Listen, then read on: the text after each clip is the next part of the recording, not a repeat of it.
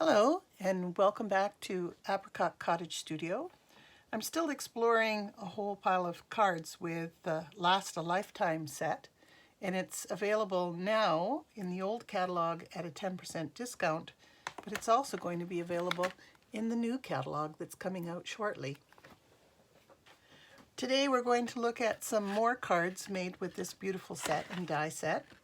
So the card that I used for this card set, I used the corner die and I flipped it. It does have a little bit of embossing over, so when you flip the other corner from this side to this side, you lose a little bit of the embossing, but you don't notice it on the card. It's very, very pretty. On this one, I cut both the large corner and the small corner out of the glitter paper, and then I simply inked behind it and added some of the beautiful jewels from my Heart faceted set, which I really like using because they're so pretty. Very simple card, but I think it's effective. The card that we're going to make today is this one, because one of the images in the Last a Lifetime set is a little flower corsage, and I wanted to see if I could make it less wedding and more just a general card. So I used Melon Mambo for this one, but today we're going to use Flirty Flamingo. So I've cut a card base, and I have a piece of cardstock, Whisper White cardstock, and I've put a piece of low tack sticky tape. Sometimes if it's really sticky, you should stick it on your clothes so it loses a little bit of the tack. And I've made a straight line, as straight as I could, on my paper. And I'm going to use the stamp set, and I'm going to twist and turn it and see if I can make a border around the tape. So I'm going to ink it up with Memento ink because I know that I want to do some coloring on it.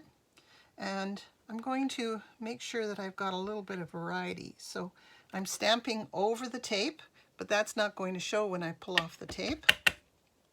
And I'm going to try and line up my die set so that my stamp so that it lines up and fills the spaces nicely.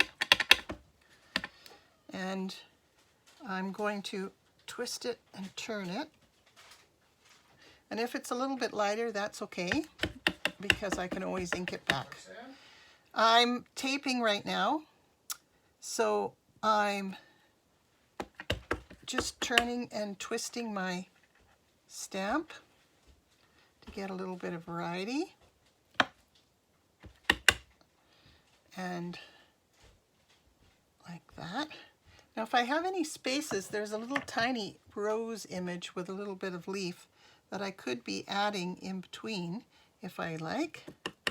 So I could be adding it just to fill in the design a little bit. If there's any blank spaces, try not to overlap it, like this. There we go. That sort of fills that in very nicely. So just put the lid on my Memento ink so it doesn't dry out. And then very gently peel off my tape.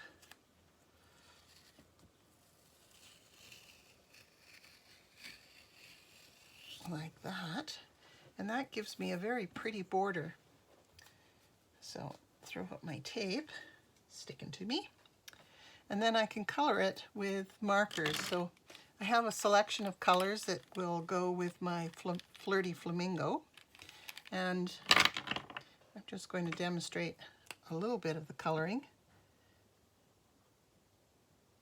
with my markers. The reason I chose the markers is because some of the images are quite small, and this allows me to get in some of the detail. So I would use my Flirty Flamingo pink and some mauve, and so it will look like this.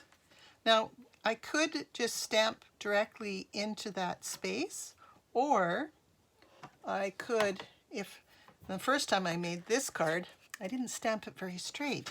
So I just added a border and put Sending All My Love in between.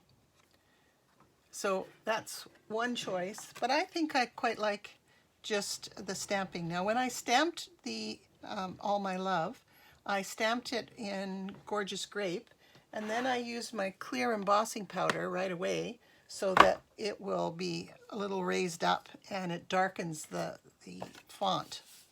So all I have to do for this card is put some tape on, and then my card will be finished. So there's some more ideas to use the Last a Lifetime stamp set and die set. Thank you for joining me today, and I'll be seeing you soon when all my new products come in, and I'll be making some exciting samples to share with you then. Thank you.